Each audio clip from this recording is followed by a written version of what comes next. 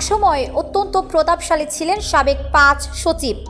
ক্ষমতার দাপট দেখিয়ে জালিয়াতি আর দুর্নীতিতে নিমজ্জিত থাকতেন।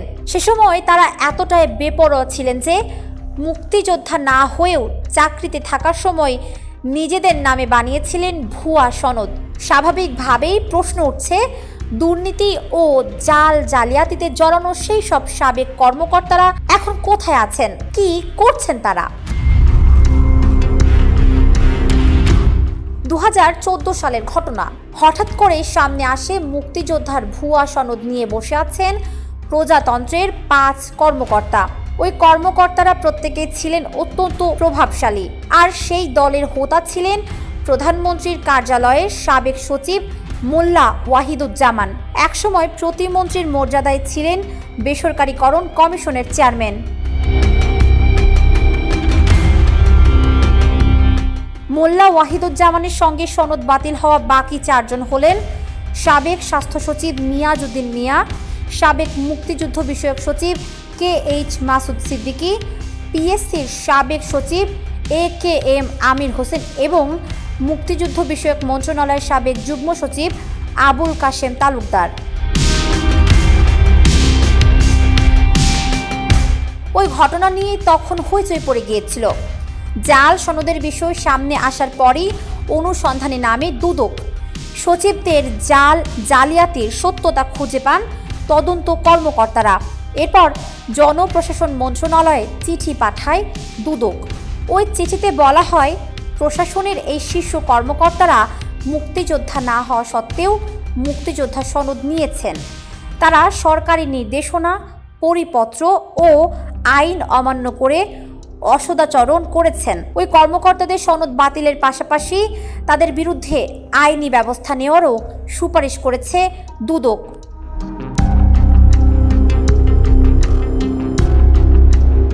এই সুপারিশের পরই বাতিল করা হয় ওই ৫ জনের সনদ। তবে তাদের বিরুদ্ধে দৃশ্যত শক্ত কোনো ব্যবস্থা নেওয়া হয়নি। যদিও শাস্তির আওতায় আনার সুপারিশ করেছিল দুদক, কঠোর ব্যবস্থা নেওয়ার দাবি জানিয়েছিলেন বিশিষ্ট ব্যক্তিরা, কিন্তু বাস্তবে এর কিছুই ঘটেনি। জালিয়াতি অন্যতম কারিগর ছিলেন মুক্তিযুদ্ধ মন্ত্রণালয়ের সাবেক যুগ্ম সচিব আবুল কাশেম তালুকদার। তাকে পাঠানো হয় বাধ্যতামূলক অবসরে। সাবেক স্বাস্থ্য সচিব মোহাম্মদ মিয়াজউদ্দিন মিয়া স্বেচ্ছা অবসরে চলে যান। এরপর থেকে অনেকটা আড়ালেই থেকে তাদের ভুয়া সনদধারীদের অধিকাংশ। তবে অপ্রতিরোধ্য হয়ে উঠেছিলেন প্রধানমন্ত্রীর কার্যালয়ের সাবেক সচিব মোল্লা ওয়াহিদুজ্জামান।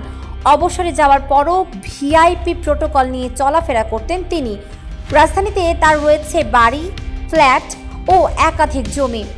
উত্তরার বাসা থেকে বের হওয়ার সময় সামনের গাড়িতে থাকতেন ইউএনও আর পেছনের গাড়িতে ওসি।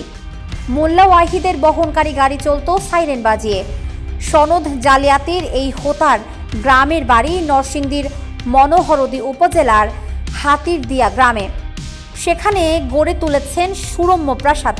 চাকরি থেকে অবসরে যাওয়ার পরও মোল্লা ওয়াহিদুজ্জামান গ্রামের বাড়িতে পৌঁছলে আগে থেকে অপেক্ষায় থাকত থানা পুলিশের একটি দল। তার বিরুদ্ধে রয়েছে নানা প্রকল্পে দুর্নীতির অভিযোগ। আত্মীয়কে ভয়ভীতি দেখিয়ে জমি দখল, তথ্য গোপন করে রাজুক থেকে উত্তরা ও পূর্বাচলে 2টি প্লট নেয়া এবং রাজধানীর উত্তরায় বাড়ি নির্মাণে অনুমোদিত নকশার ব্যত্যয় ঘটানো মতো গুরুতর অভিযোগ রয়েছে মোল্লা ওয়াহিদের বিরুদ্ধে।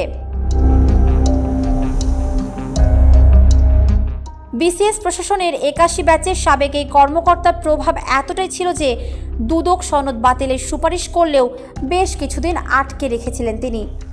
আর জাতীয় মুক্তিযোদ্ধা কাউন্সিলে অভিযোগকারীকে পুলিশ দিয়ে ধরিয়ে দিয়েছিলেন। আওয়ামী লীগ সরকারের সময় দানব হয়ে ওঠা মোল্লা ওয়াহিদুজ্জামান গত 5 আগস্টের পর গা ঢাকা দিয়েছেন। বাকি 4 জাল সনদধারীরও নেই কোনো খবর।